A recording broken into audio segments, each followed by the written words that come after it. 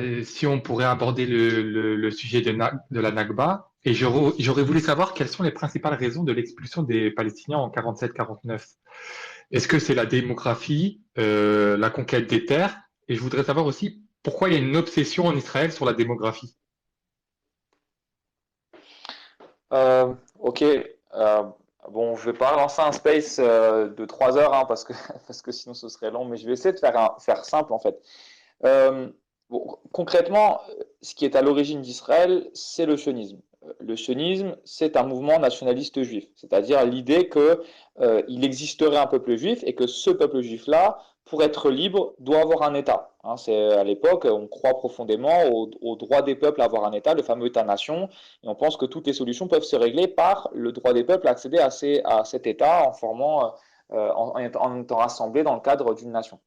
Bref, ce mouvement sioniste-là décide que l'État qu'il veut fonder, auquel il aspire, peut se faire en Palestine. Problème, sur la terre de Palestine vit déjà un peuple. Un peuple qui vit, qui est présent et qui n'entend évidemment pas se pousser ou faire de la place pour permettre la création d'un État par une population qui vient majoritairement, très majoritairement, même essentiellement d'Europe. En 1946, je passe beaucoup d'éléments, mais en 1946, donc vraiment à la veille de la première guerre israélo-arabe, la démographie, elle est très simple. À l'époque, c'est les Anglais qui sont présents en Palestine, qui gèrent le territoire, donc les Anglais font un recensement très simple. Tu as 1 200 000 Arabes palestiniens pour 600 000 Juifs. Donc en gros, c'est 2 fois plus. La Palestine est divisée en 16 districts. 16 petits districts. Sur les 16 districts, on a 14 où les Palestiniens sont majoritaires.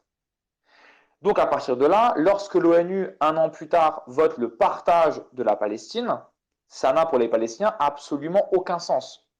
C'est même pour ça d'ailleurs qu'il n'y a pas forcément d'événements immédiats de leur part, ni d'actes. Alors, il y a évidemment des tensions, mais en gros, l'attitude des Palestiniens, c'est d'abord de dire ben, on ne bouge pas, on va voir ce qui se passe, ils ne vont pas tous nous chasser. Puisqu'on est présent, on ne va pas partager la terre en deux en faisant un transfert de population. Sauf qu'à l'époque, dans la région, il faut savoir que c'est des pratiques qui s'étaient déjà faites dans d'autres pays avant, où on transfère des populations en pensant que ça permettra de créer du coup le fameux État-nation assez homogène et on apaisera les tensions et ça se passera relativement bien. Sauf que du point de vue simplement foncier et territorial, il faut être très clair. La population juive à l'époque est une population qui est majoritairement urbaine. C'est-à-dire qu'elle est concentrée sur 7% du territoire de Palestine. Les Palestiniens, eux, sont plutôt des ruraux et donc contrôlent la plupart des terres. Au passage, en prenant ces chiffres-là, on bat en brèche un argument qui est permanent. Je me souviens même une fois l'avoir entendu au Forum social mondial à Tunis. J'avais vraiment, ça m'avait rendu fou d'entendre ça par des militants. Je me souviens, je crois que c'était, je sais plus si c'était égyptien ou un truc, je sais plus forcément. Bref, enfin des militants en tout cas d'un pays arabe qui disaient oui, mais le problème en Palestine, vous savez, c'est que les Palestiniens ont vendu leurs terres. Oh, mais cet argument, c'est un argument qui est profondément ancré dans le narratif israélien. Imaginons même que des Palestiniens aient vendu des parts de terre. Ben, en fait, en 1946, c'est maximum 7%, pas plus. Pas plus. Donc, ce qui se passe, c'est qu'au lendemain de la première guerre israélo-arabe, lorsque le mouvement sioniste comprend que l'ONU s'apprête à voter le partage de la Palestine en deux, pensant que c'est ça qui va régler la situation, il est très clair que l'État juif ne peut pas être viable s'il n'y a pas de majorité juive sur ce territoire-là.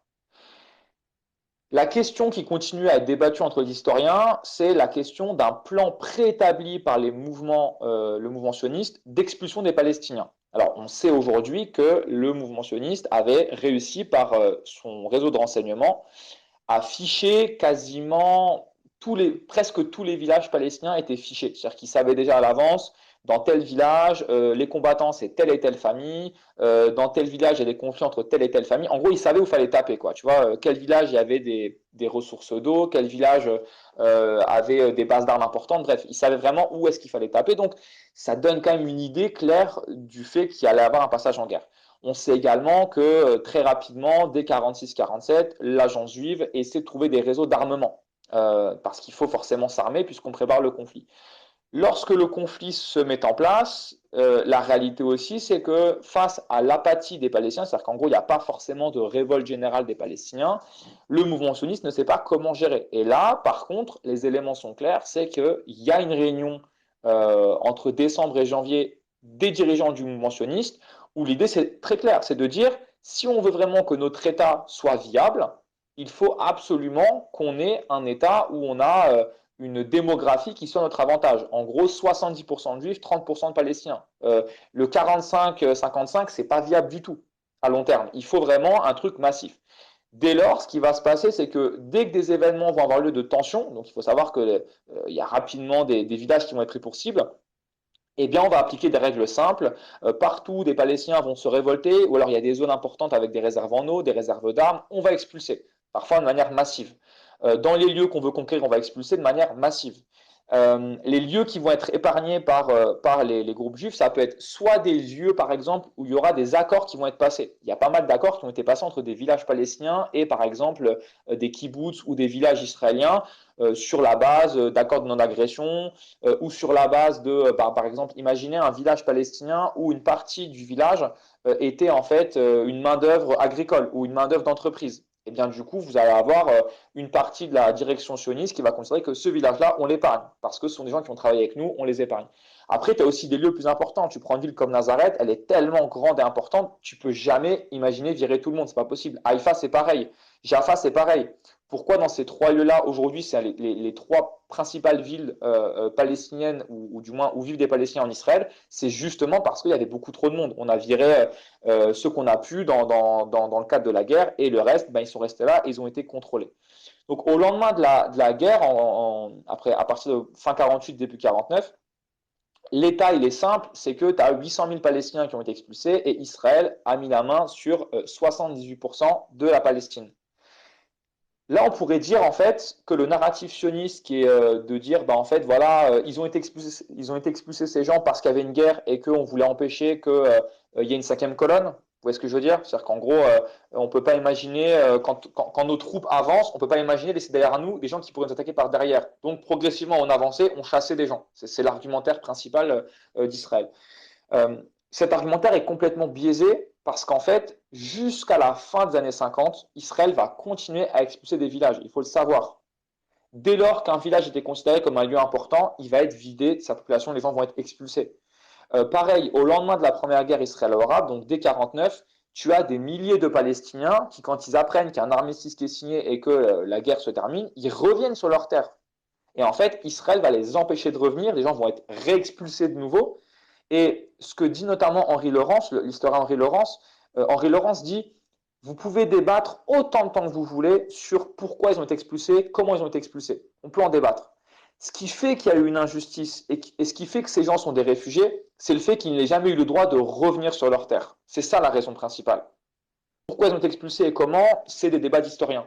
Mais le fait qu'en fait ils n'aient jamais pu revenir sur leur terre alors que le droit international leur donne l'autorisation, le fait qu'ils n'aient jamais eu d'indemnisation alors que le droit international leur donne raison, le fait qu'Israël en 1949, lorsqu'il demande à adhérer à l'ONU, la condition qui est mise à Israël, c'est de reconnaître la fameuse résolution 194 de l'ONU qui justement garantit à tous les réfugiés palestiniens le droit de revenir sur leur terre.